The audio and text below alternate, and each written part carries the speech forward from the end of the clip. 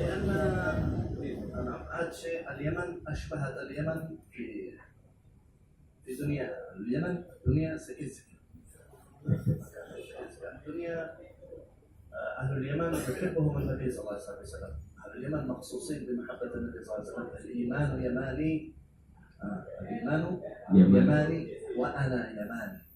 ورد في حديث النبي صلى الله عليه وسلم يقول وأنا يماني، محبة لليمن. مثل أن نقول نحن أنا يماني وأنا من آل شيء، مثال هكذا. Beliau mengatakan bahwa keadaan yang ada di Yaman itu sebenarnya dengan apa yang ada di Aceh, ya, keadaannya sedikit tidak begitu berkembang sebagaimana negara maju lainnya, tetapi ada yang khususnya ataupun keistimewaan bagi negeri Yaman ini adalah sebagaimana disampaikan dalam salah satu hadisnya Rasulullah bahwa al-imanu yamani wa ana yamani.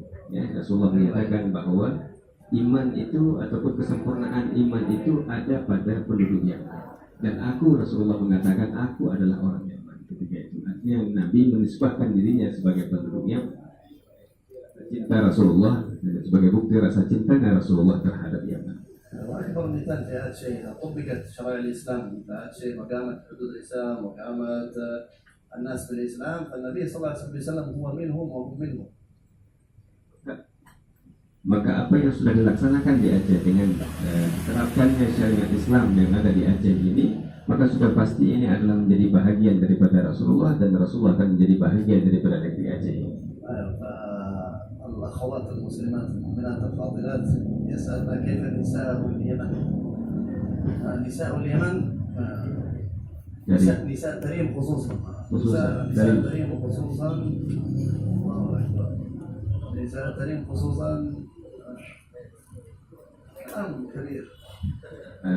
Ingin beliau sampaikan bahwa sesuai dengan pertanyaan tadi tentang masalah wanita-wanita negeri Tarim, ya susah beliau ingin menjelaskannya, tapi intinya adalah sangat terpelihara dan sangat mulia sekali. Nisa Tarim hunna alladhina ja'alna al-ba'ith al-imani fi ala ba'alwi alladhina wasalu ila Aceh hum bi barakat an-nisa wasalina lianna al-mar'a fi Tarim subhanallah at-tarbiyah 'alayha at-tarbiyah al-akbar. Amma الرجل هو مشغول بالطلاب، مشغول بالدنيا، مشغول بالمدرسة، مشغول بالتعليم.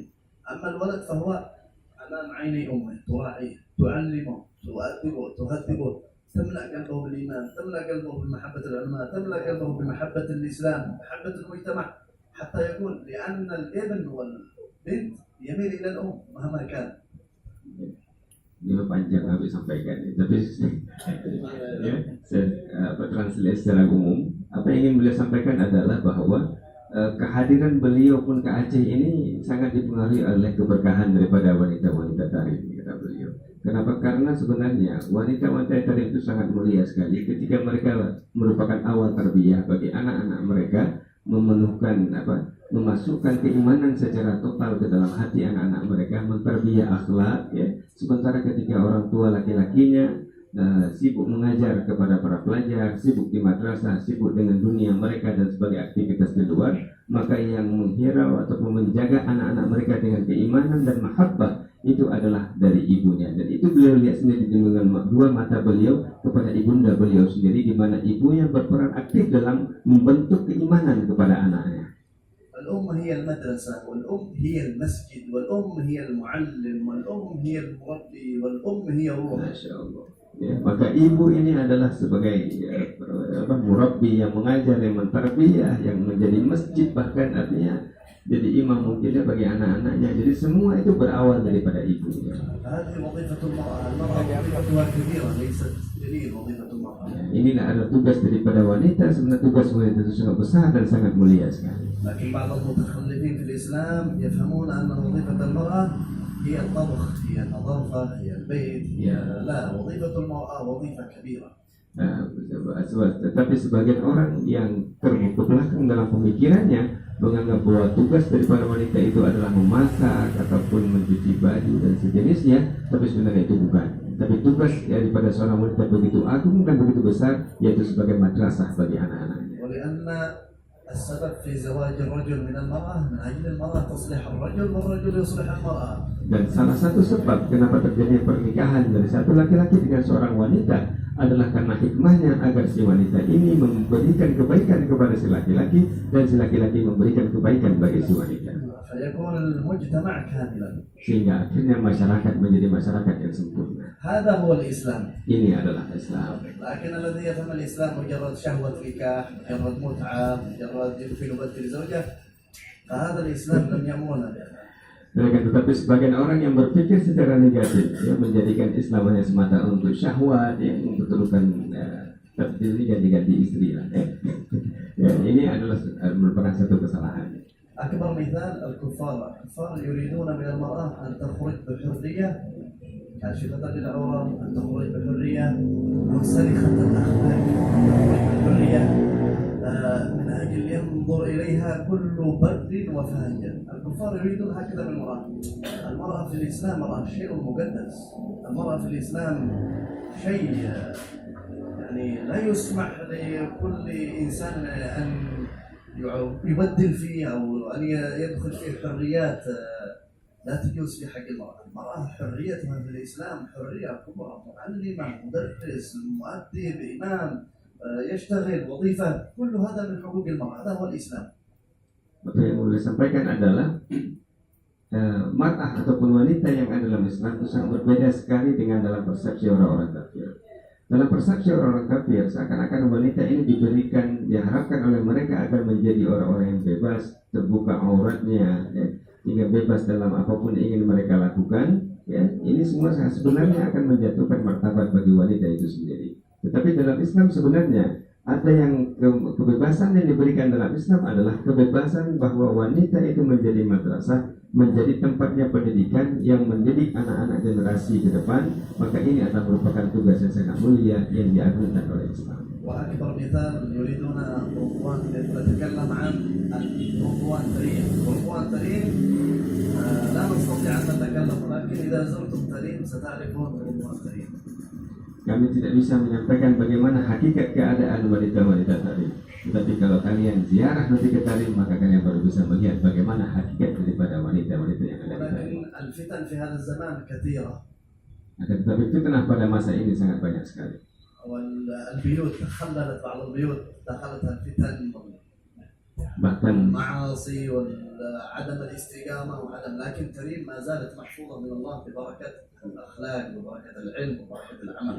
Hari ini sampai ke rumah-rumah kita sekalipun masuk fitnah-fitnah ini, masuk maksiat-maksiat ke dalam rongga-rongga rumah-rumah kita hari ini. Tapi alhamdulillah negeri Tarim masih mendapatkan penjagaan dan pemeliharaan daripada Allah. Ini semua adalah dengan berkat mahabbah mereka kepada agama yang mulia ini. وأكبر مثال لنا نحن قدوة في تريم هو شيخنا الحبيب عمر بن محمد بن سالم بن حفيظ الذي عنده دار المصطفى في تريم، الناشر لعدالة الإسلام وسماحة الإسلام والملة السمحاء أيضا، وزوجته الحفاظة الفاضلة نور بنت حليم محمد عبد الله العدار.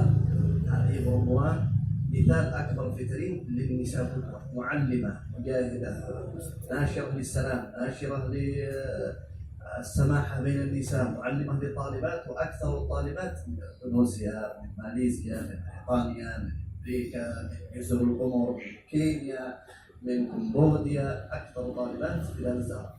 الحبيب عمر عنده دار المصطفى، وزوجته حفاظة الفاضل عندها دار الزهراء. هذه هي الممثل الأكبر لتريم، لأن الممثل يكون في البلاد، الممثل في هذه البلاد مثلا الذي يمثل هو ليس العوام، يمثل الشخصية البارزة في البلاد. Ya, perumpamaan yang bisa beliau sampaikan adalah, atau yang bisa beliau gambarkan adalah langsung daripada guru beliau yang mulia, yaitu Habib Umar bin Muhammad bin Salim bin Hafiz, ya. Di mana Habib Umar senantiasa beliau mengajarkan di salah satu pondok beliau yang bernama Darul Mustafa, dan istrinya Habib Umar Al-Hafiz, yaitu merupakan anak daripada guru beliau Habib Umar Al-Haddad, itu daripada istrinya itu memimpin satu pondok wanita yang dinamakan dengan Darul Zahra. Jadi kesibukan daripada istrinya Habib Umar ini senantiasa mengajar dan terus mengajar, mentakdim, memberikan adab, mengajarkan adab kepada berbagai macam daripada kalangan dunia yang datang ke sana, baik itu daripada Indonesia, daripada Malaysia, daripada Kamboja dan sebagainya yang ada untuk ke sana, dan itu semua diajarkan oleh. Inilah tanggung jawab yang begitu besar yang mencerminkan kepribadian dan syakhsiah daripada wanita-wanita tadi. أزيد فائدة satu فائدة دار المصطفى Betul. بناء دار المصطفى tiga. Satu الأخلاق التزكية. dua العلم. tiga الدعوة إلى الله. دار المصطفى ودار الزهراء في نشر العلم وتعليم العلم لا يخرج عن الثلاثة الأشياء.